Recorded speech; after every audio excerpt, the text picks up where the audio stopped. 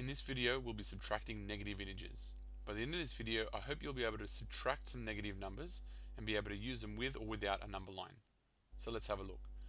Before we begin, if you haven't already, draw a number line in your book from -10 to 10. If you've already done that, then just use it as a reference for this video. When subtracting a negative integer, you will see two negative or minus signs next to each other. With this question of 3 take away -2, we begin with 3.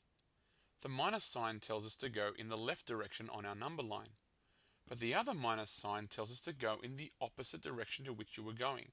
In this case, we're going to head back in the positive direction. We're going to go 2 spots and we're going to end up with 5. These two minus signs could have been replaced with a plus symbol.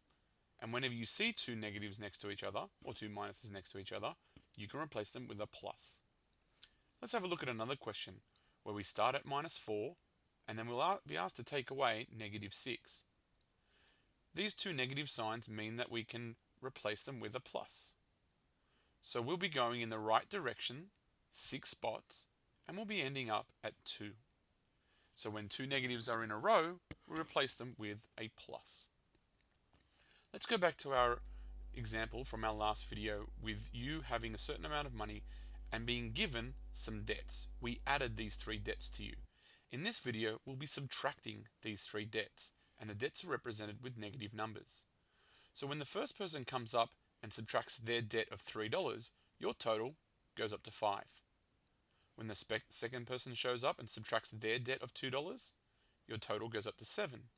And the last person coming up, subtracting their total of $1, puts you up to $8.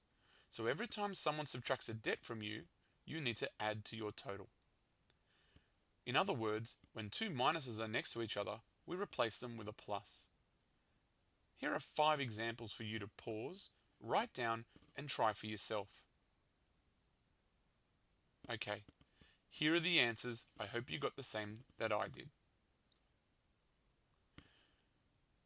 By now, I hope you can subtract negative integers and you know what happens when two minuses are next to each other. Good luck.